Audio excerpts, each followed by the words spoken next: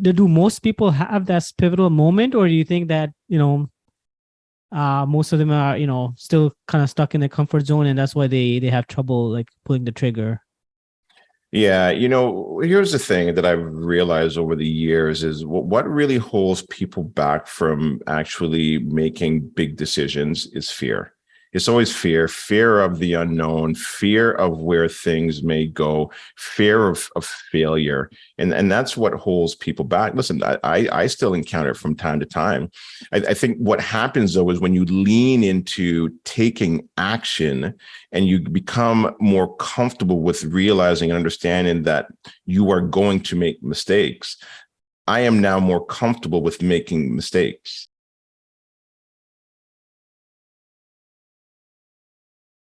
Hey, fellow savvy real estate investors. We have Gary Hibbert on the show today. Really excited to speak with Gary. Gary is a podcast host on his own. Definitely a great podcast to check out. We'll link it in the bio after. He is been in the industry for a long time, which is exactly why we want to have this conversation today. Somebody who's sort of ridden the waves over like the last decade or more, been in the real estate investing space. So Gary is a real estate investor himself. He owns a real estate brokerage. He is an investor-focused realtor that really helps investors understand smart investing decisions. And, there's a lot going on right now with everything, with interest rate changes, with prices of real estate changing. And, really wanting to speak with Gary and ask him some questions about debunking all this and understanding really what the risk is in the market right now and how to really be a savvy real estate investor. So we'll get into a little bit of that. I think that Gary offers a wealth of knowledge. He's been around for a long time, super authentic guy. You can, like I said, hear him on his podcast and catch him online, but I'll let Gary tell you more about himself. So without further ado, I'll introduce Gary Hibbert. Gary, thanks for being on the show. Well, listen, thank you very much for that warm welcome. Listen, these are very interesting times, and I think it'd be great to have a unscripted conversation to kind of share in real time, maybe some things that people can do to navigate these waters, right? Like, it's interesting. So let's, I think, kind of jump into it. Yeah, for sure. So maybe you can just start out by telling our listeners a little bit about Gary, like what's your background, how long you've been investing in real estate, what led you into real estate investing, sort of where you came from before that. Good question. So what got me into real estate investing? I used to work at TD Bank in IT. I started there back in 1997. And then in 2008 is when the US crash started happening. And if you remember too, in Canada, like it didn't happen here. It was more of a sideways trend. However, what did end up moving up into Canada was unemployment, right? So that was starting to creep in. And I remember going into work one day, sitting in my cubicle, minding my own business, and the manager calls one of my coworkers into the office. He comes out and you can see it on his face. And I'm like, oh my God, he just got let go. And so all day long, they just kept calling people into the office. And I was like, man, I really need this job. Like I just bought, at the time, I thought my dream home with my wife. We've got 2 young kids. And at the end of the day, he comes out and he goes, okay, whoever's left, you guys are safe. And I was like, man, driving home, I was like, I never, ever want to feel like somebody is in control of my financial freedom or future. And so what ended up happening was I was trying a whole bunch of different things. Like, okay, so how do I get out of this rat race? How do I create more money? Because really what was happening, there was more month than money. We had overdraft. We're always in the red. And while I was doing different things, getting into Forex trading, getting into commodity trading, stock markets, of course I was losing money because I didn't know what I was doing. Right. So I go into the bank, sit down with my financial advisor, and I'm like, look, I got to take all my debt and put it into my mortgage. And this is the 3rd time I'm doing this. And she leaves the office to go and print the paperwork. I'm sitting there by myself. I look up on the wall. I see the index chart and I take a look and I kind of zone in on, like, it shows you what stock markets are doing. It shows you what interest rates are doing. And I saw inflation. I'm like, interesting.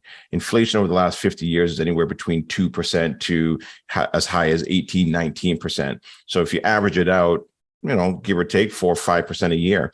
And then I did a quick math on my income, and I had gotten a raise at work the previous year for $1,000, which is pretty good. It's not bad. But when I did the calculation based on my income at that time, it worked out to like 1.3 or 1.4%. And I'm like, I get it. I can't outpace inflation by having a job. Just that simple calculation completely changed my whole entire life. And I'm like, if this home bailed me out 3 times, because the third time I was doing it, what if I had just one more property? And then that was what started my journey into real estate investing in 2008. And I never really kind of looked back. Really, really interesting. And a lot of people we talk to, they also have this pivotal moment where something either in their personal life changed. Like we were having a conversation with another podcast guest, and their kid went through a health problems, and that was a pivotal moment where they just couldn't take time off work because there wasn't any time left. And so it's very interesting to find that there's got to be this pivotal moment where you realize that, hey, you know what, this path I'm on is not going to change. Yeah. You know what? And you can use like raw motion to and use it as fuel. Yes. Like I remember when I was at TD and I was at the water cooler, and I remember just asking people, and even at my cubicle, like, how do we get out of here? Like, how do we escape this rat race? And I remember saying one time, like, man, I can't wait till I'm 65 years old. And I'm like, what? No, this can't be my life. Yeah. And so that was, at the time, it was like disgust.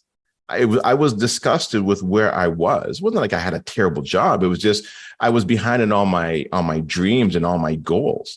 And so then I used that as fuel to do whatever it was and change my mindset, change my trajectory, and really take control of my life. Yeah. That's why I find a lot of people that have, they're stuck in this comfort zone, right? Where they may have a 6-figure job, they have a house, a nice car. There isn't a pain point to move them towards doing something else, and from your experience, like you deal with a lot of investors. Do most people have that pivotal moment, or do you think that, most of them are, still kind of stuck in the comfort zone, and that's why they have trouble like pulling the trigger? Yeah, here's the thing that I've realized over the years is what really holds people back from actually making big decisions is fear. It's always fear of the unknown, fear of where things may go, fear of failure. And that's what holds people back. Listen, I still encounter it from time to time. I think what happens, though, is when you lean into taking action and you become more comfortable with realizing and understanding that you are going to make mistakes. I am now more comfortable with making mistakes because I've made way more mistakes that I've had success, but the success that I've had have been bigger, if that makes sense, than the failures, right? Because I keep trying new things. I'm always throwing things at the dartboard. And so you throw 100 things at the dartboard and two of them stick, they can be really big, and that can wipe out all the failures that you've had. And I think that is where people have a difficult time. Right. And just like anything else, it's, like mindset is important, because mindset is also it's a muscle. And so all these things that you're doing, it's just like saying if you're working out in the gym, it's all muscles. And so the more you do it, the stronger you get in all aspects of life. Yeah, no, 100%. So let's go back a little bit to your story. And, you were exhausted at work. You needed a change. You wanted something more for yourself. So people who are in a similar position or think that they want to get into real estate, sometimes the barrier is that real estate has so many different parts to it, right? Like I remember back in the day, the word real estate investor didn't even exist. Like when I was, a lot of people will say this, like someone told you, oh, I'm a real estate investor. Like nobody knows what that means, right? Like Right. a full-time real estate investor, like what do you do? And so real estate investing is sort of, it can be wealth creation and it can be income generating. So talk to us about how, I mean, you've done a really good job of balancing that with the various things you do. So talk to us a little bit about how you navigated that and how you sort of entered into a space where you were doing both things. So like, you know, you've got your brokerage and your active business, and then you've also got sort of your wealth generation and your and perhaps maybe talk to us a little bit about why that's important, because a lot of people will come, I'm sure you get this conversation where like, oh, how many properties do I need to buy so I can leave my job? Or, you know, how do I invest so that I don't have to go to work? And I think that that's kind of a challenging thing to achieve, especially at the get-go, right? It is. And I think a lot of times people think that, okay, if I buy 20 homes or 50 homes or whatever that number is, well, then I can live off the cash flow. Yeah. And it's not just as simple as that, because well, look at the environment that we're in today. And if you're not in the right product, that cash flow can disappear very quickly. So I think the best way to do it, and at least this is the way that I've done it, and I've seen people do it as well too, is first you start off in buying your first investment property. And that's going to create some income if you buy, obviously, correctly. Okay. And maybe you get to that second one. But I think you have to realize, and I think people forget this, is that this is not a get rich quick. Okay. If you play it correctly, it's a get rich for sure, but it's not a get rich quick. The problem is, I think in the last couple of years, people think that it's a get rich quick, and it still is not, right? You can see how quickly that can get wiped out. So then now you start buying these properties, and really this moves into like the different quadrants, right? So you have your employee role where you're working at your job. Then you can move into the investor role, which is on the right side of that Robert Kiyosaki quadrant, which is what I'm talking about. And then after that, we then started Smart Home Choice, which was a real estate investment company. And the interesting thing is, when we started it, I didn't know much about real estate investing, but I was like, hey, look, I'm going to teach and share with people what I'm learning, but also in real time. And that's really what it was all about. Like in real time, here's what I'm doing. So then now I got into the employment side of it. So now I'm still trading time for money. But really, then when you get into that wealth building is when you can start building a business. And so then that is when I also then got into our neighborhood realty. And so now I'm leveraging other people's time. And now I've also bought into a system.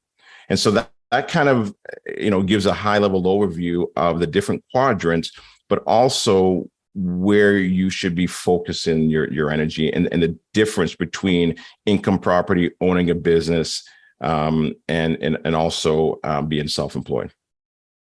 Yeah, very well. Yeah, very well I think said. that's a really good distinction. And the people who are living off real estate, it's typically because they are business owners or entrepreneurs within the real estate space. So they've found a way to generate consistent active income through real estate related activities, right? So whether it be a brokerage, or whether it be, you're a wholesaler, or you're you've got a project management company, or whatever it is in the real estate space, you're still building out a business, or maybe not, maybe you're just self-employed within that industry, and you're actually generating income. And then the more income that you're generating, you're hopefully funneling that back into your investments and building your long-term wealth. And, it can be cash flowing, obviously it should be cash flowing to some degree, but you're 100% right. Like, it is really hard to consistently live off your real estate income. And what I find too is in Ontario, like with our weather, the fact that a lot of our properties are old, there's just a lot of unexpected wear and tear and expenses as time goes on some of these properties. So as much as your spreadsheet numbers show what your maintenance and what your turnaround and, all these things are, it can fluctuate drastically, right? You can. And here's the other thing as well, too, is that once you move into this entrepreneurial world, and I know that you guys know this as well, too, is that you start to look at things differently, and you start to realize how you can make income from different areas, that you're not pigeonholed into one thing. And one thing you'll realize, and I know you guys are great at this too, is always being able to pivot and adapt. Like you guys have moved down into the US, you pivot and adapt. And when I take a look at all the newsletters I've ever written and take a look at all the changes that's ever happened over the course of me being an entrepreneur and being in this world, is that every year there's a major change happening. There's a major change happening. There's a major shift happening. Real estate investing is never going to be the same. It's never going to be every year it's been like that. Some have been bigger than others. But what I've learned now and seen is, it's just always pivoting and adapting. It's pivot and adapt. And the quicker you can pivot without complaining, the easier and the faster you're going to be able to implement and deploy strategies that are going to work. Yeah. And that's all you got to do. So even in this environment that we're in, pivot and adapt quickly, don't complain, and then deploy a strategy. It's fascinating that you say that, because when I first got into real estate, I used to do a little bit more, like, I used to have some online businesses, and, I used to do online marketing, and I kind of started hating that space because I'm like, this space is just moving so quickly. I have to adapt and pivot so much that I was getting frustrated, because I'm like, there's always so much more things to learn, or this is how to run ads, or you got to keep optimizing things in order for you to get traffic to your website. And now we're almost feeling like in the brick and mortar business, in the real estate business, we have to adapt as well very quickly, and a lot more than we used to 10 years ago. Yeah. And here's the other thing as well, too, is very interesting, is like, I talk to so many different people now about where the interest rates are. And a few of them have mentioned and said, man, I can't wait for interest rates to go back to normal. Well, hold on a second. Take a look at the last 80 years. We are now at normal rates. These are normal rates. The last 10 years, those were not normal rates. Yeah. Right. Yeah. So, we may go back there again. I'm not saying that we're not going to, but I think everybody should have been running their numbers at the rates that we're at today. Yeah, right? I know. And it's so interesting because when we do when Jose, we underwrite their deals in the United States, like there is a very aggressive underwriting process, and they stress test the deal at like some crazy rates, right? Because that's what the underwriting process looks like. But I feel like over here, a lot of investors, like it's just, there's just hope for the best, no expect the worst, like just hope for the best, like let's just shoot, like let's just go, like appreciation's going, like they see. And a lot of people are talking about these economic fundamentals, right? Like, there's this many immigrants coming, there's no land, everything is going to keep rising. We were hearing that for the last, I don't know, ever since we've been an investor, that's been the sentiment, right? It's always been super rosy. Everything is going to be great no matter what. Like all you got to do is get in the market. All you got to do is buy something. All you got to do is rent it out, So now I think that we're, for the first time in a long time, we're facing some challenging times. And if you just buy it and rent it out, it's not good enough. It's not. You Right. can't just buy it and rent it I out. mean, and those are short term. I mean, obviously long term, these the supply issues still exist. Yes. But we know for the next, could be 1 to 2 years, we're in for, some harder times than most people anticipated. What are your thoughts on, what's going on and how investors what can they do in these challenging times? Yeah, it's a good question. It really is. So here's my advice. And I'm not going to tell anybody to go variable, and I'm not going to tell anybody to go fixed. This is a personal decision. Here is what you need to do right now. If you haven't done it already, and anybody that's in real estate investing should have been doing this months ago, but if you haven't, no problem. Do it now. So as soon as you hear me talk about this, do it now. Take a look at your income. What is your income for your personal residence? And then what is the household income coming in? And what is the income for your investment property? Okay. Number two, what is the expenses for your personal residence? And what are the expenses for your investment property? Number three, what are your savings for your home? What type of savings for you to have a rainy day? You should have a savings account for that. And then also, what is your reserve fund for your investment property? Okay. Once you determine that, then you're going to want to obviously know what your rate is. So whether it's a fixed or a variable. Now, if you're in a variable, here's what you need to do.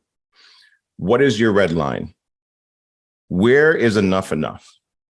When do you feel that you should then now lock in? And it's no different if you're in the stock market. Everybody has the stop loss. So you should have that as well too in real estate. When is enough enough?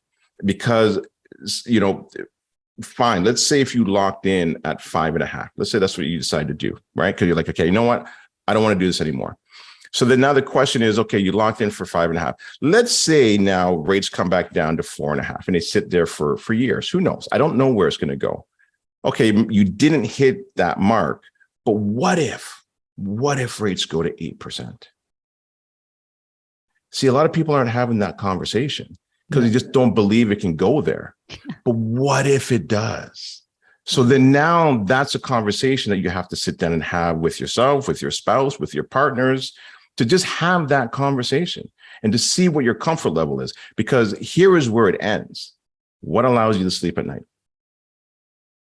That's it, right? If you're tossing and turning because you're in a variable, well, then you're probably in the wrong product. And that was something that I heard back when I first started. Hey, what should I do? Should I do a variable or fixed? Gary, what allows you to sleep at night? Yeah. And those are things, these are tough conversations now that people have to have.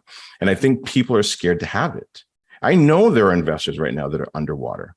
And so the question is, how long do you want to stay there? And can you survive? And so that little exercise that I just walked through will allow you to figure that out.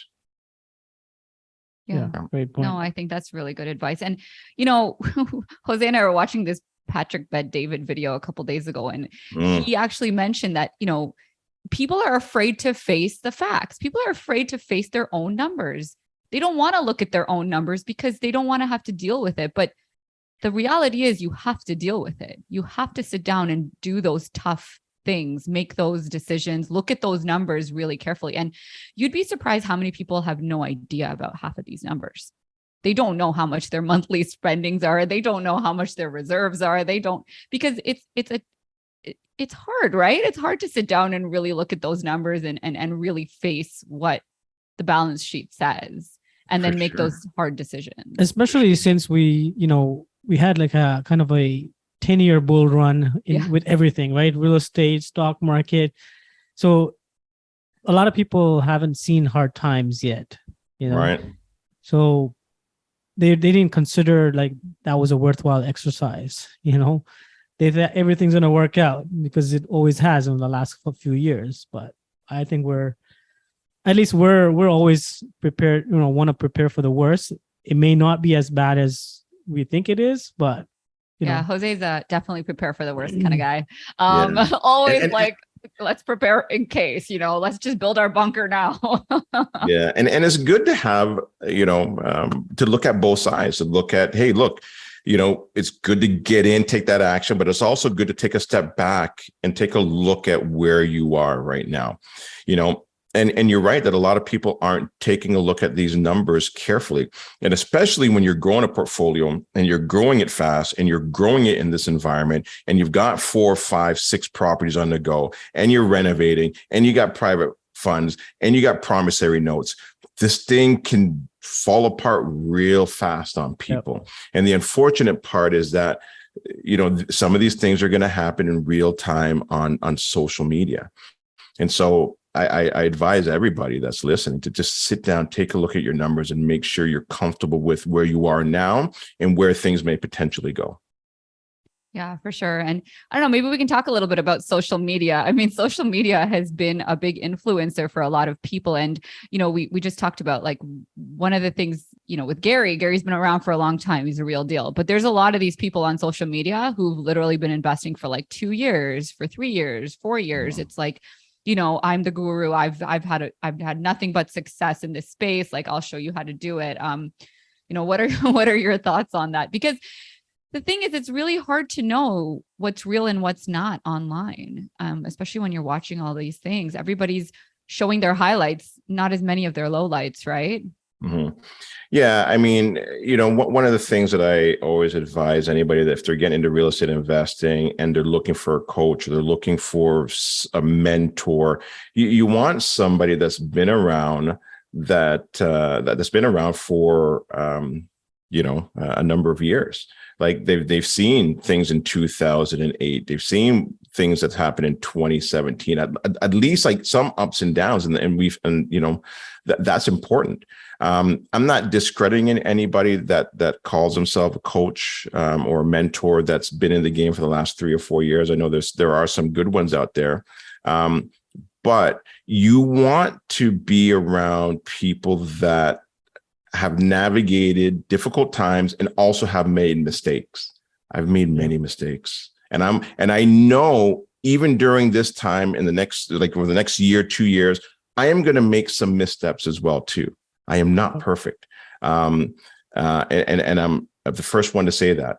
However, I like to pivot quick and pivot fast and understand that I made a mistake, share it, and keep going forward. Yeah. And that's what you want. You don't want people to hide from their mistakes either. Right, for sure. Yeah, and maybe tell us a little bit more about the couple of the few mistakes that you've recently made, perhaps, and what other people can learn from them. What's the mistake that I've recently made? Well, not locking in sooner. Yeah. Right. That's one for sure. I wish I had locked in back in Jan and Feb. Here's what happened. Is sometimes you believe that you know a lot because of the space that you're in. And sometimes you overanalyze, because I was always saying, hey, look, take a look at history. Look at what happened in World War II. Look at what happened during Richard Nixon time, taking a look at sovereign debt and private debt and trying to analyze that and then saying, okay, this is what happened then. This is what's happening now. And the thing is that, yes, even though history repeats, sometimes it doesn't repeat, sometimes it rhymes, but sometimes you can also read it incorrectly. And so you do have to be careful there. And sometimes you got to be able to push your ego aside and then really kind of take a step back and say, okay, well, where am I now comfortable? So I would say that's probably one of the ones that I misstepped on. I really do wish that I'd locked in. I know that it doesn't give me the flexibility. However, this is a long-term game. 100%. And so you got to look at where is it going to be 10 years from now, and then be able to make a decision based on that, and then make hard decisions if you have to. Even though you made a mistake, it doesn't mean that you have to sit in it. You can still pivot. And I think that is where some people are going to make mistakes, is where their egos may maybe get in the way. Yeah. Right. Yeah, and for sure, you're absolutely right about the long-term mindset, especially in business and real estate investing. You got to have that long-term mindset, because we're all going to go through temporary hardships, but long-term, we know that we're buying good properties in good areas that's still going to continue to do well. Yeah. And listen, and here's the other thing as well too. I'm excited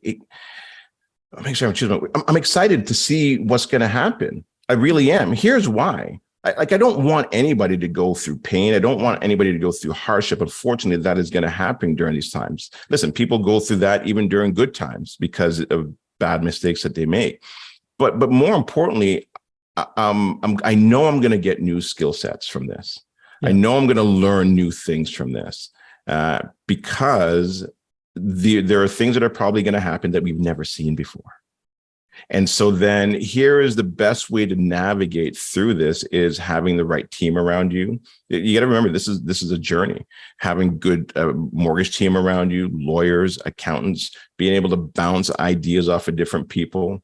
Like what you guys are doing with this podcast is awesome, because you're sharing information. You're sitting down with experts in the industry to say, hey, what do you think? Or what are your ideas? And then it's allowing you also to now have some of the things that your guests may challenge your core beliefs on and say, that's a good idea. never looked at it or thought about it that way.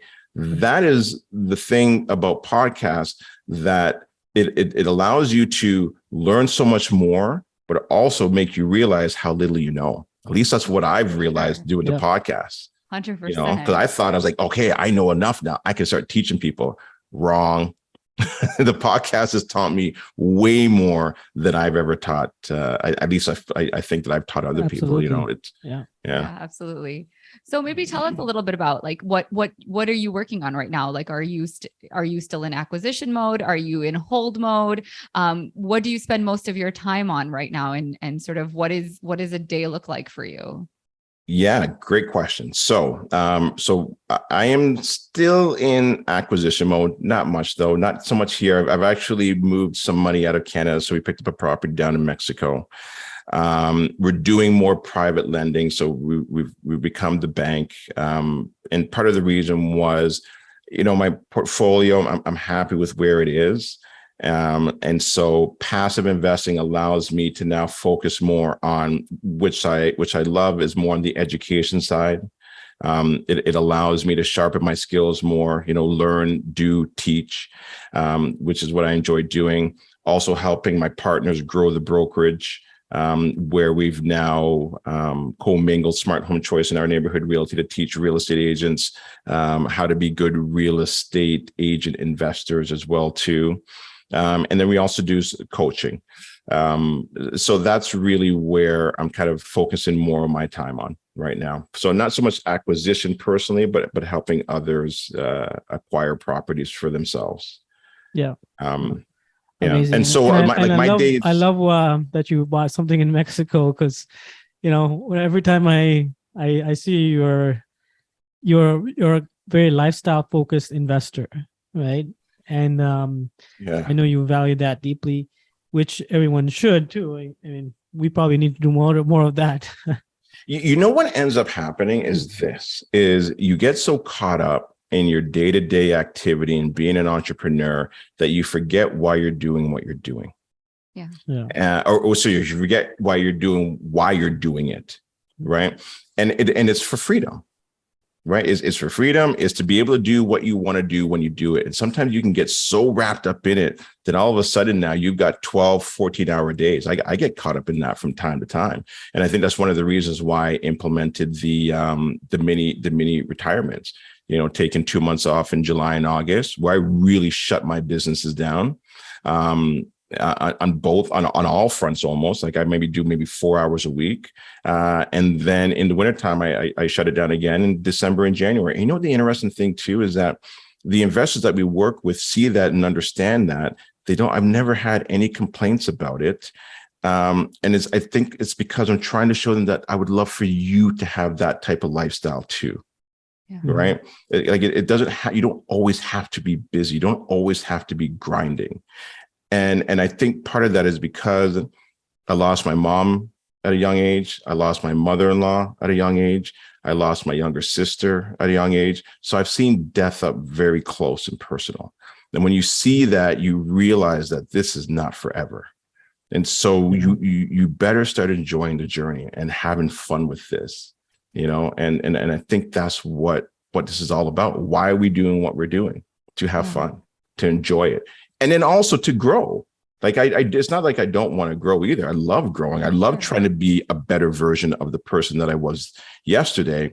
But those breaks allow me to now really and truly reflect on where I am and where am I going, and am I in the right direction? And then being able to pivot and adapt and do things that change my community and allow me to have happiness with friends and family around me.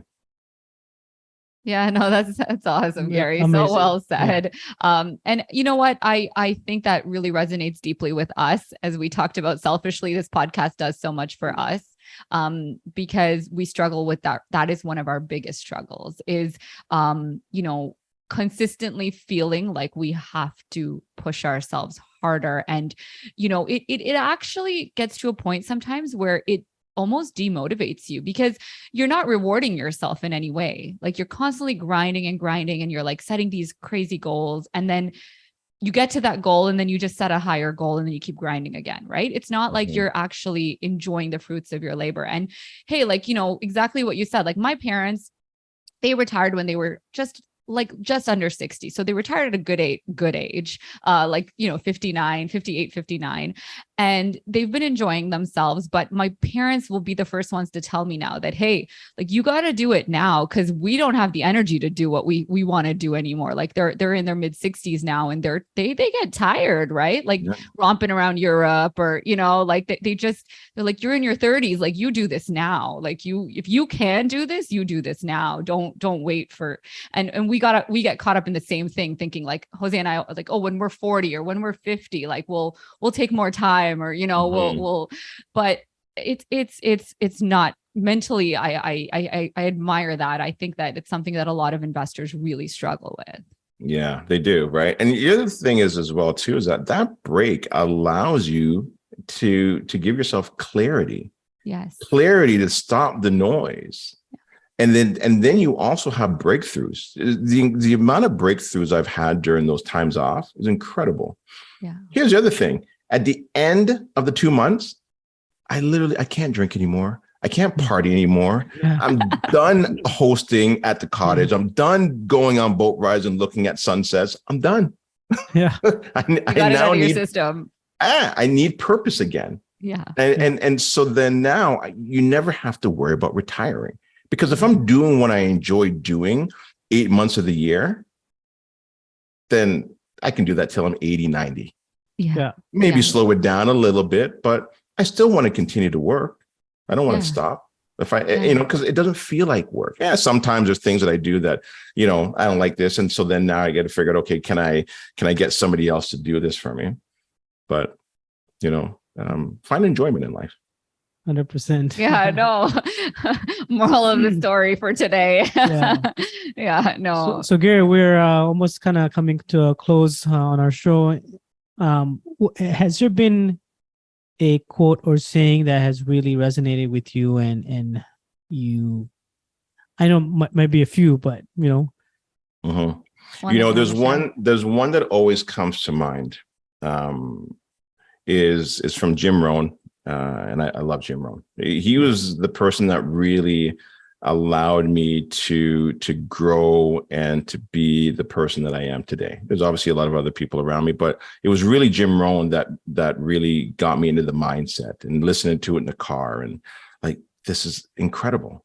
And so there's a quote that he said, make the goal to become a millionaire, not for the money, but for the person you will become to achieve it. And now it sounds simple, but if you really break it down, because it starts off with make the goal to become a millionaire, but the money is not important. It's the person you become to achieve it. That's what's important. It's the person that I am today compared to the person that I was in 2008. They're completely different people. And the mindset, the ability to problem solve, because now, you get paid on the value you bring to the marketplace. And so I'm bringing more value to the marketplace now, which goes in line with another quote that he has is help as many people get what they want and you can have every and anything you want. I don't remember if that was Jim Rohn or Zig Ziglar. Can't remember. Zig Ziglar. Yeah. Zig Ziglar. Yeah. But to me, they kind of go, both hand in hand, right? For sure. No, absolutely. Very, very no, nice. It's true. I am a big proponent of that. And who you become in the pursuit of your goals is more important than achieving the goal itself. And that's why, as I said before, that goal always seems to change. It does need to change because you need to continue to grow, right? So it's not even about the next million or the next milestone. It's about continuing to push yourself to that next level. And like Jose always tells me too, like if you're not growing, you're dying, right? You're either growing or you're dying. There's no stagnant, right? Plants either grow or plants die. Plants never, no being stays the same, right? So there's only two modes. Exactly. I want to actually ask you one last question, and it's in regards to you being a father, a parent. What do you, we have 3 kids. And we see you with your kids, which is amazing. Yeah. So, what are some of the things that you instill in them that you've seen over time have really paid off?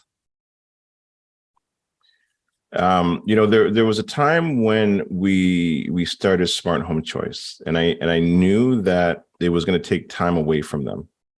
And so I picked up a Bristol board at the dollar store. I brought it home. I think at the time they were, 5 and 8, somewhere around there. And we wrote Smart Home Choice in the middle. And I said, me and Mom, we're going to start this company and we want you to help us. So what do you want from this company? And so then I just drew like a line, another circle, like, okay, $1 million a month. Cool. I didn't care how crazy the idea was. What else? We want a mascot. Awesome. Let's get a mascot. What else do you want? How about education? Want to educate people? Yeah, let's educate people. Okay. What else do you want? Let's take 2 months off every year. 2 months. How about 4 months? Okay, cool. And so what that did was it showed them the importance of dreaming. Didn't matter how wild or crazy it was. It was just dream. And if you can dream, it can be achievable. And so then now I still have that Bristol board today. And so that now, and I remember too, even like on my whiteboard, I got whiteboards around me, and, I'd write down my goals. And my daughter, when she was younger, and my son, they would come in and sometimes write down goals on the board. Like my daughter wrote down, stop biting my nails. She just stopped biting her nails. And so then she believed in the power of this whiteboard. Yeah. And so when you can instill that in them at an early age, it becomes second nature to them. And I think that's maybe one of the things that my wife and I taught our kids. Yeah, that's really good advice. Glad I asked that question. Yeah, it was a great question and such a great answer. I'm thinking, oh, we got to start that whiteboard too.